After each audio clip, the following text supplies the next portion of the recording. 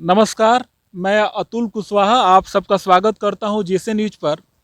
मेरे साथ डेहरी क्षेत्र के नेता शिव गांधी हैं जो कि युवाओं की बात करते हैं।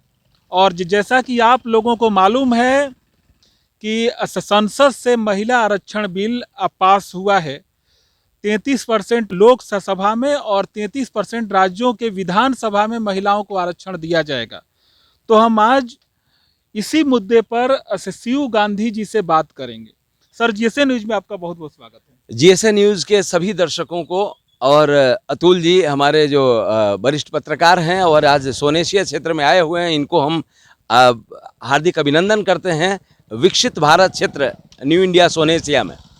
सर, ये जो महिलाओं को जो संसद और राज्यों के विधानसभा में जो 33% आरक्षण दिया गया है उस पर क्या कहेंगे आप? संक्षेप में बताएं। पहले सबसे पहले मैं भारत के यशस्वी प्रधानमंत्री माननीय मोदी जी को धन्यवाद देते हैं इस बात के लिए कि आप इतना अलगाव होते हुए भी, इतनी पार्टियों का अलगाव होते हुए भी, एक दूसरे का शिकायत करने के बाद भी 454 मत से लोकसभा में तथा संपूर्ण बहुमत से राज्यसभा में यानी 214 सांसदों को आपने यूनाइट किया और महिला आरक्षण बिल, नारी शक्ति वंदन अधिनियम को आपने पास करवाया।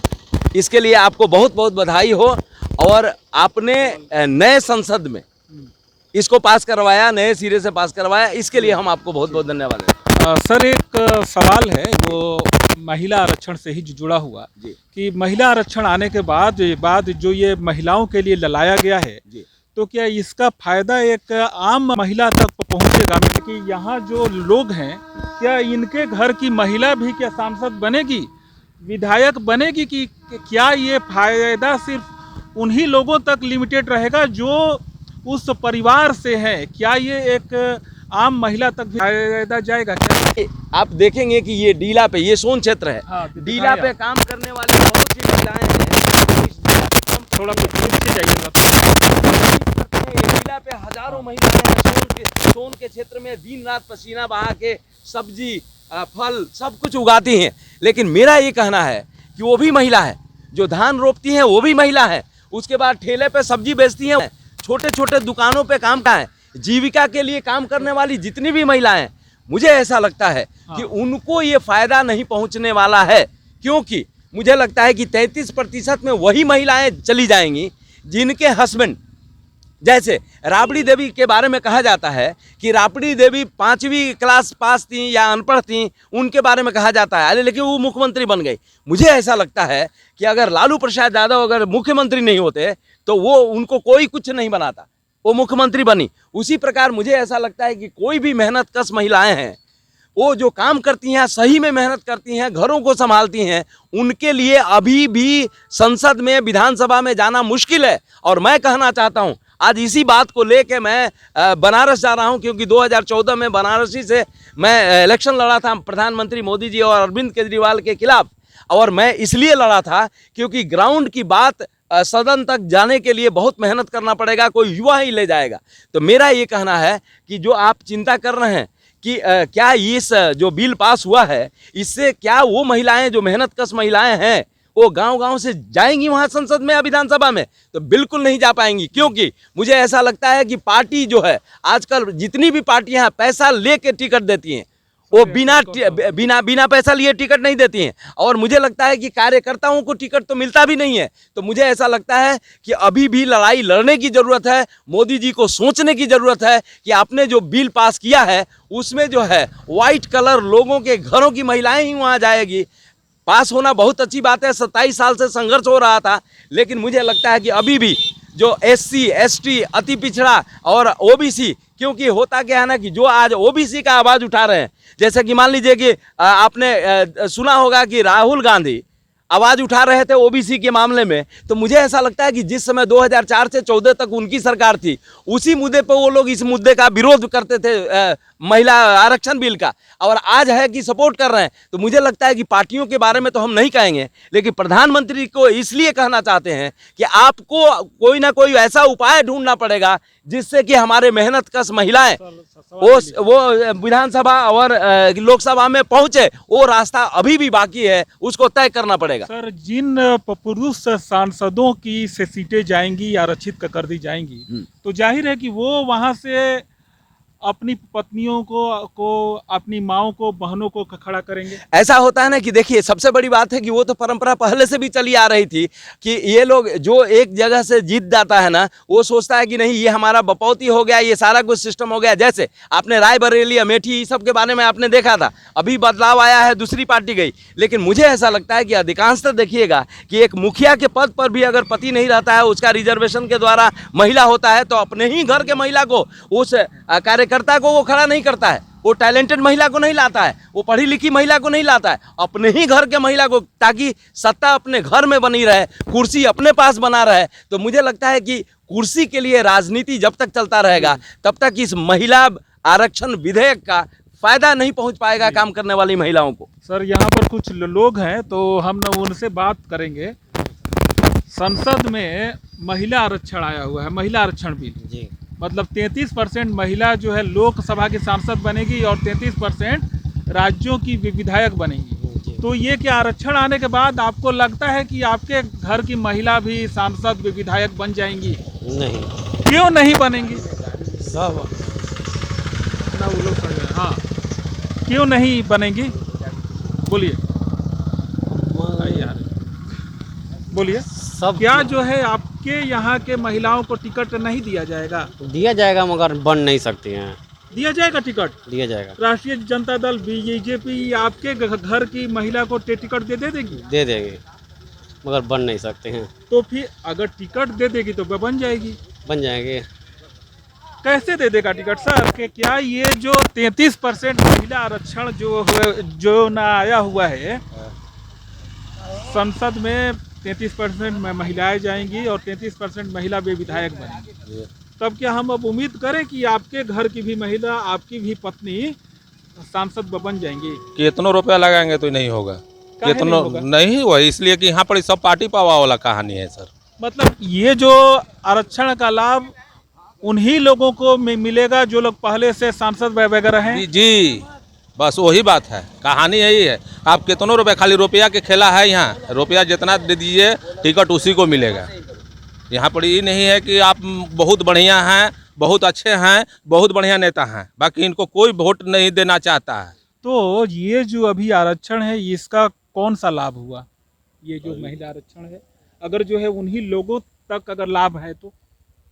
लाभ तो हम नहीं बता सकते, हमारा जानकारी नहीं है इसी के बारे में। एक जो है उन्हीं परिवारों तक ही सीमित है लाभ जी। तो एक अगर देखा जाए तो एक आम परिवार का तो इसमें कोई लाभ कोई लाभ नहीं है। आपका नाम क्या होगा? मुन्ना कुमार गुप्ता जी, कहाँ के निवासी हैं? न्यू मकराइन। ठीक है, बहुत बहुत धन्यवाद आपका। बच्चा लोगों को तो शायद जानकारी ना हो, संसद में 33% महिला को आरक्षण दिया गया है। हाँ। तो क्या लगता है कि आपकी भी माँ कल को सांसद बन जाएंगी? काहे नहीं बनेगी? नेता बन जाएंगी? बन जाएंगी, काहे ना? वोट पार्टियां टिकट दे देंगी? दे देंगे। शायद आपको जानकारी ना हो, बच्चे हैं, हमारा ड्राइवर से बात करेंगे। तो आपका नाम क्या हुआ? संजय सिंह तो ये जो संसद में जो महिलाओं को जो 33% का आरक्षण दिया गया है जी, महिलाओं को सांसद बनाया जाएगा, विधायक बनाया जाएगा, तो अब क्या आपके दिन बदल जाएंगे? क्या अब आपके घर की भी महिला सांसद बन जाएगी? सर, बहुत हम सांसद ने सुने, पास हुआ, हम लोग के सामने आया, कोई हम लोग के उम्मीद नहीं है इनका। आपके घर की महिला सांसद विधायक नहीं बनेगी? नहीं बन पाएगी। क्यों नहीं बनेगी? टिकट नहीं मिलेगा? टिकट नहीं मिल पाएगा। इसमें बड़े आदमी का टिकट मिलेगा, छोटे आदमी को नहीं मिलेगा। मतलब उन्हीं लोगों के परिवार तक इसका लाभ रहेगा जो लोग पहले से हैं, पहले से जुड़े हैं, उन्हीं का परिवार पीढ़ी तक चलता रहेगा। ठीक है, बहुत बहुत धन्यवाद बात करने के लिए। तो ये है शिव गांधी। एक बार हम लास्ट सवाल ले लेंगे और उसके बाद समाप्त करेंगे। सर, एक सवाल है लास्ट केवल, 33% आरक्षण का लाभ जैसा कि तय है कि एक आम परिवार में जाने वाला नहीं है, मैंने उस परिवार से तो बाहर नहीं जाने वाला। तो ये इस तरह का आरक्षण उन्हीं महिला को मिलेगा जो लोग पहले से ही आगे हैं जी। तो इस तरह का आरक्षण का कौन सा लाभ सर? देखिए, आरक्षण, पहले आरक्षण शब्द का एक बात बता दें कि रिजर्वेशन पॉलिसी जो होता है, हमें ऐसा लगता है कि जितनी भी पार्टियां हैं जो वकालत करती हैं या नहीं करती हैं, वो पहले अपने पार्टियों में 50% आरक्षण वो महिलाओं को दें और अपने स्तर पर दें कि अगर मान लीजिए कि जैसे पार्टी का कार्यकर्ता आप बना देते हैं, पदाधिकारी बना देते हैं, महिलाओं की संख्या उसमें नगण्य होती है और उसमें ज़्यादा होता नहीं है। मुझे ऐसा लगता है कि पार्टी स्तर पर पहले वो रिजर्वेशन दे दें, नंबर 1। और दूसरी बात ये कहना चाहते हैं कि माननीय मोदी जी से कहना चाहते हैं कि भारत में रिकन्स्ट्रक्टिंग इंडिया, रिकन्स्ट्रक्शन करने की ज़रूरत है। और मुझे ऐसा लगता है कि आपको थोड़ा सोचने की ये ज़रूरत है, क्योंकि आपने मेहनत तो किया है, अब मेहनत कर भी रहे हैं। भारत को विकसित राष्ट्र बनाने के लिए जो परिकल्पना डॉक्टर APJ अब्दुल कलाम ने एक मिशन डॉक्यूमेंट के साथ किया था, उसके लिए मैंने 20 साल काम करके देखा सोसाइटी में। मुझे ऐसा लगता है क्योंकि आप टॉप पे काम कर रहे हैं, आप सिस्टम से काम कर रहे हैं, हम सोसाइटी से काम कर रहे हैं। हम ये कहना चाहते हैं कि सोसाइटी में अभी भी किसी भी रिजर्वेशन को धरती पर लागू करने के लिए एक चीज़ करना पड़ेगा कि आपको उसमें कुछ ना कुछ क्लॉज डालना पड़ेगा, क्योंकि रिजर्वेशन हमेशा जाति के आधार पे था, वो ये क्या बोलते हैं कि आर्थिक आधार पे नहीं हुआ। अब रही बात ये है कि मुझे लगता है कि जाति के आधार पे है, तो जो वर्ग आपने बनाया है, संवैधानिक जातियां बनाया है, SC बनाया, ST बनाया। अब द्रौपदी मुर्मू जी राष्ट्रपति हैं, अगर मान लीजिए कि वो वर्ग से नहीं होती तो आप सिस्टम में वो टॉप पे नहीं जाती, वो पैसे के आधार पे नहीं जा सकती थी। और उसके बाद मुझे ऐसा लगता है कि पहली प्रधानमंत्री बनी थी इंदिरा गांधी बनी थी, पहली राष्ट्रपति बनी थी प्रतिभा पाटिल बनी थी, और हमें लगता है कि लोकसभा की स्पीकर के रूप में मीरा कुमार अगर बनी थी। तो मैं आपको बताऊं, पार्टियां क्या करती है, सेलेक्टिव राजनीति करती है। वो एक को उठा के टॉप पे ले जाएगी और दिखाएगी कि देखिए हमने आदिवासी को बनाया, हमने SC को बनाया, हमने ST को बनाया। ये क्षेत्र जो है ना, रोहतास जिला का क्षेत्र जो है जगजीवन राम के नाम से था, अभी भी रोहतास किला विकसित नहीं हुआ। कारण यही है कि हम लोग मास को विकसित नहीं करना चाहते। यहाँ जातिवाद बहुत कम है, लेकिन परिवारवाद इतना ज़्यादा है। अगर जातिवाद होता तो एक वो जाति का कोई प्राइम मिनिस्टर बना होता है या मुख्यमंत्री बना होता तो पूरा जाति विकसित हो जाता, लेकिन ऐसा है नहीं। परिवार ने क्या है कि राजवंश वंशवाद के रूप में विकसित हो गया है। तो आने वाले समय में हम एक ही चीज़ कहना चाहते हैं कि अगर आप चाहते हैं कि 33% अगर इस रिजर्वेशन का ये जो फल मेहनतकश महिलाओं तक पहुँचे, तो मुझे लगता है कि मैं काराकाट संसदीय क्षेत्र में हर एक वार्ड में जाके, हर एक पंचायत में जाकर, हर एक प्रखंड में जाकर अभी हम संगोष्ठी करने वाले हैं। आज पहले हम लोग जा रहे हैं, हम पिंटू विधायक हैं, हम हैं खुद से जा रहे हैं हम लोग वहाँ पे बनारस में। अब मोदी जी को मिल के हम लोग कुछ कहना भी चाहेंगे और रेल कारखाना के बारे में, और धन्यवाद देंगे इस रिजर्वेशन के बारे में।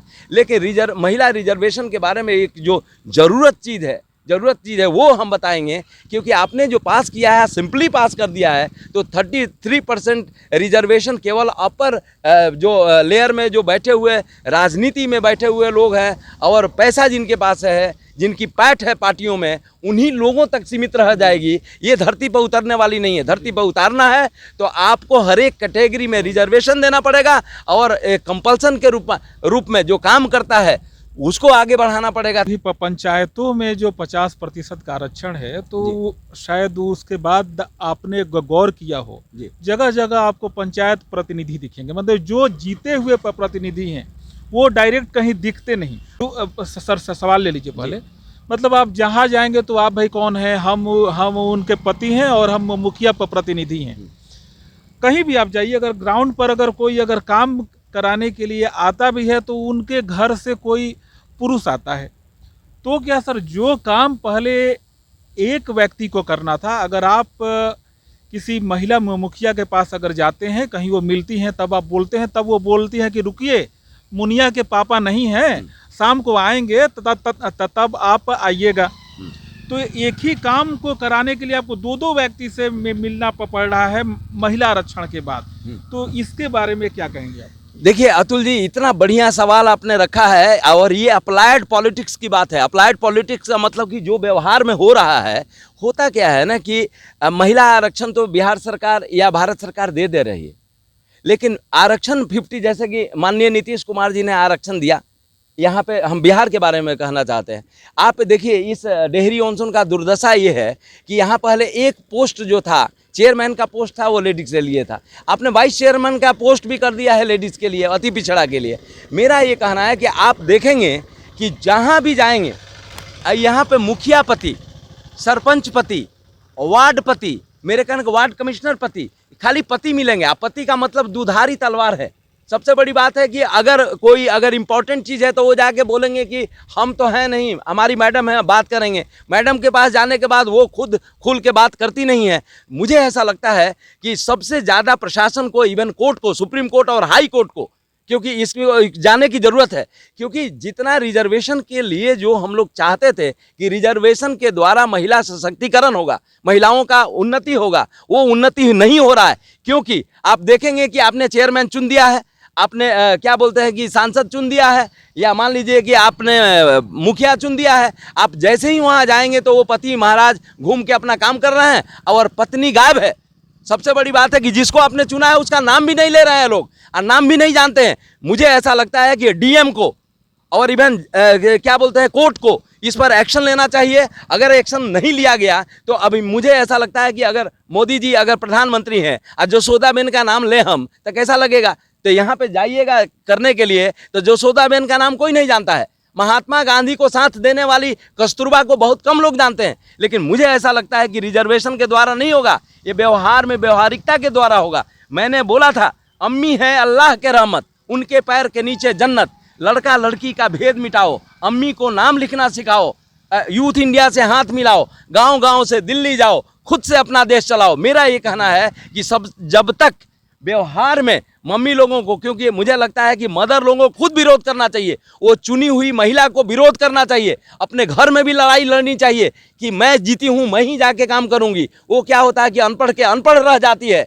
10 बार चेयरमैन, 15 बार चेयरमैन रह गई, उसके बाद ना क्षेत्र विकसित हुआ, ना उसका विकास हुआ, और जितना भी आरक्षण का जो फल है वो पता चले कि एक आदमी बनता है, एक पे एक फ्री हो जा रहा है। यानी एक बन गया और दूसरा घूम रहा है एकदम गाड़ी लेकर, और शर्म भी नहीं आती है। और जितने एडमिनिस्ट्रेशन में लोग बैठे हुए हैं, डीएम बैठे हुए हैं, एसडीएम, डीडीसी बैठे हुए हैं, वो पूछता भी नहीं है वो आदमी कि भाई तुम अगर नहीं हो रिप्रेजेंटेटिव तो तू क्यों आ रहा है मीटिंग में। तो इतना वर्चस्व हो चुका है। तो मुझे ऐसा लगता है कि मैं उन महिलाओं को भी कहना चाहता हूं कि ये आपके अधिकार का हनन हो रहा है, आप खुद से लड़ाई लड़िए, क्योंकि ज़िंदगी दोबारा नहीं मिलेगा। आप अगर चुनी गई हैं तो जनता के बीच आइए और आप एक एग्जाम्पल सेट कीजिए। अगर ऐसा नहीं करती हैं तो सरकार भी और सारे लोग कहीं ना कहीं गड़बड़ करेंगे। और हम मोदी जी से कहना चाहते हैं, एक रूल लाइए और ऊपर से लेकर नीचे तक जितने भी रिजर्वेशन के द्वारा महिलाएं चुनी गई है, उस महिलाओं के द्वारा ही काम हो, न कि उनके पति के द्वारा, उनके पुरुष इस फैमिली के द्वारा। ये भी देखा गया है कि महिलाएं स्वयं जाना नहीं चाहती, ग्राउंड पर वो जाना ही नहीं चाहती हैं, तो मजबूरी में उनके पति जाते हैं।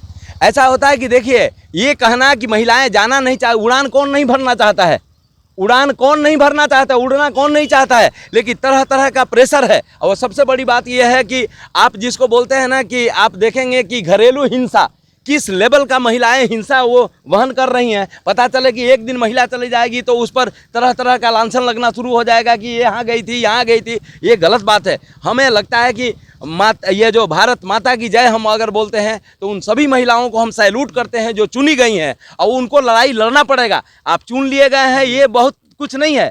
आप आगे आइए, समाज से मिलिए, और उसके बाद बहुत से लोग इंतजार कर रहे हैं आपके लिए।